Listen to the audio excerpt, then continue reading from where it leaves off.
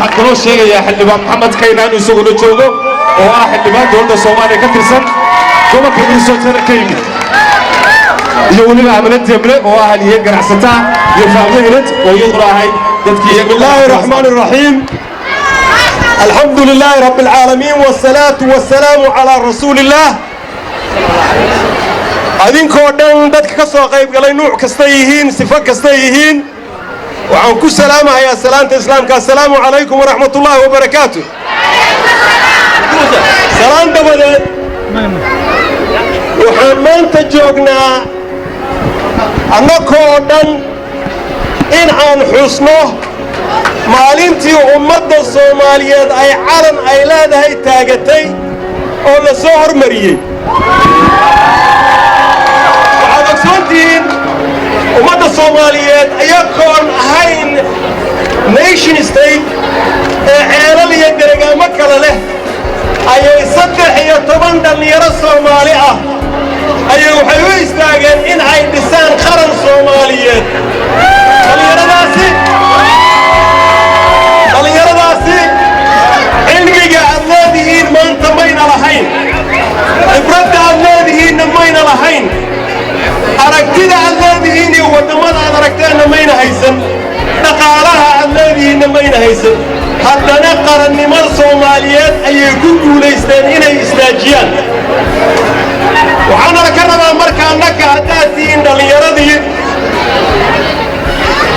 dhallinyarada waxaa laga rabaa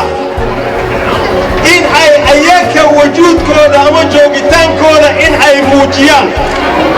waxaad ku soo celcelisiin hanaga ordheexdan odayadu kama leexanahayaan ilaa aad iska leexisiin adinkaa laydinka rabaa inaad leexisiin waxaan rabnaa dhalinyarada ururka aad samaysateen ee ka joog waxaan idinka codsanayaa kelimaadka andhahayo oo dhan waxaad dhahaysiin ka joog waxaad ka joogtiin qabiilka ka joogda qabiilka ka joog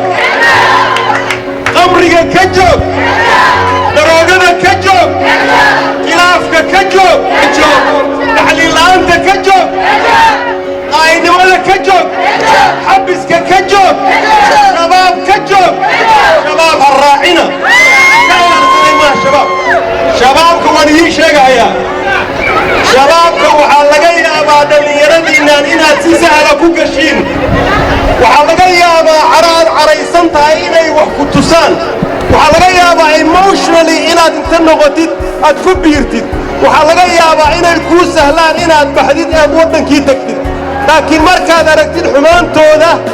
markaad aragtid inay dad Soomaali aad dilahayaan markaad aragtid haween shaqaysanaya inay dilahayaan markaad aragtiin suuqyada inay qarxinahayaan markaad aragtiin inay masaajidada qarxinahayaan markaad aragtiin inay hoteelada qarxinahayaan markaad aragtiin haweenka masaakiinta ee dhulka xaaqahaya inay miino u dhigahayaan markaasaad isdhihi doontaa ka bax kama bixi kartid markaas kama bixi kartid waqtiga yuusan kugu dhicin ha aadin sababtoo waqtigaas kama bixi kartid way ku dilahayaan dhalinyaro badan bayna ayagu dileen oo ku dhintay waddankii ku dhintay intay arkeen xumaantooda inay ka baxaan ay damceen waxaan rabnaa dhalinyaradiinna mustaqbalka waddanka adinka ah gabdhiyo wiilalba mustaqbalka waddanka adinka weeye dadkiinaan arkay noloshay reer Maraykan waddankan ilaahay baa wuxuu ku manaystay khayraadkii iyo aqoontii iyo teknolojigii iyo dhaqaalihii iyo awooddii milatariba halkaasaad ku dhex koraysiin fursadna u hesheen inaad jaamacadahooda aad gashiin waxaa laydinka rabaa aqoontaas inaad soo celisiin eed waddankiinniyo aad timaadiin waddan waxaad leedihiin qurux badan oona qaboobayn oo kululayn waxaad leedihiin laba webi oo sanadkii oo dhan biyahooda badda ku shuba waxaad leedihiin badda Afrika ugu dheer waxaad leedihiin xoolaha Afrika ugu badan waxaad leedihiin dhulka beereedka ugu weyn yaan laydin dhihin waddankiinu fakhri waaye waddankeennu fakhri maaha ee dadkeenna ayaa fakhri ah dadkeenna ayaan awood lahayn dadkeenna ayaan wax soo saari karin waddankiinu wuxuu leeyahay fursad kasta ee waddankaas uu ku noqdo dunida koowaad uu ka mid noqdo laakiin dad baan jirin adinkaa laydin soo fiirinaya dadka waddanka jooga adinka idin soo fiirinayaan waxay la mid tahay adinkoo scholarship u jira adinkoo jaamacada u jira adinkoo wax u soo baranahaya adinkoo waddanka ku soo noqonahaya ee dhaqaatiir leh ee injineero leh ee nurses leh ee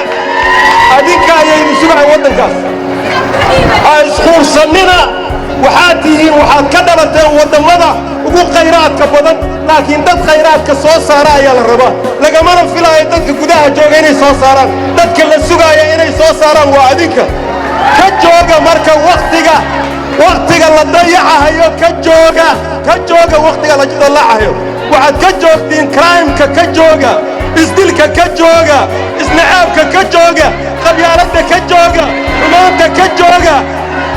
isjeclaada walaalaad tihiin dad isku meel ka yimid baa tihiin walaalaad tihiin malihin ummadda keliya ee waxaan nahay africa homogeneouska isku jirta ee waxay ku kala duwan yihiin ayna jirin waxaan ku kala duwannahay aabbaha inuu ku dhalay anna aabbahay inuu dhalay maxaan dembi ku leeyahay aabbahay inuu dhalay maxaadse dembi ku leedahay inuu aabbaha ku dhalay caqliga in aabbaha uu ku dhalo lagu dilo doorka maadaa doortay aabbaha maadaa doortay hooyada maadaa doortay qabiilka ka dhalanaysid waxaa weeye soomaali baa tihiin soomaalinimadiinna ku faana madaxiinna kor ha u taagnaado waddan wanaagsan baa leedihiin dadna adinkaa u ah dad adinkaa u ah ummaddeennu hadda idinkaydu ku faanaysaa yurub dadka jooga maraykanka kuwa jooga kanada kuwa jooga rajada waddankaas uu leeyahay iyo hoobka uu leeyahay adinka weeye mas-uuliyaddaasna adinkay idin saaran tahay waxaad ku tala gashiin in ay ummaddii idin sugayso ummaddii soomaaliyeed ee geeska afrika ku taallay adinkay idin sugaysaa soomaaliya ha noolaato soomaaliya ha midowdo soomaaliya ha barwaaqowdo soomaaliya nabad ha noqoto soomaaliya midnimadeeda ha xoogsato soomaalidu qabiilku ha ka dhinto qabiilku ha burburo qabiilku ha dumo taariikhda laguma galo waddan la kala gooyo iyo ummad la kala qoqobo taariikhda laguma galo ma jirto adduunka qof taariikhda ku galay inuu ummad kala gooyey ummadda kala qoqobay laakiin taariikhda waxaa lagu galaa ummad la mideeyo ummad laga saaro dhibka ummad la hagaajiyo ummad maaragtay waxaasaa taariikhda lagu galaa waxaan rabnaa inaad taariikhda gashiin inaad soo noqotiin inaad walaalihiin u soo noqotiin inaad waddankiinna dhistiin ee dibudhiska aad ka qayb gashiin soomaaliya ha noolaato reer minnesota soomaalida jooga ha midowdo qabyaaladdu ha dhacdo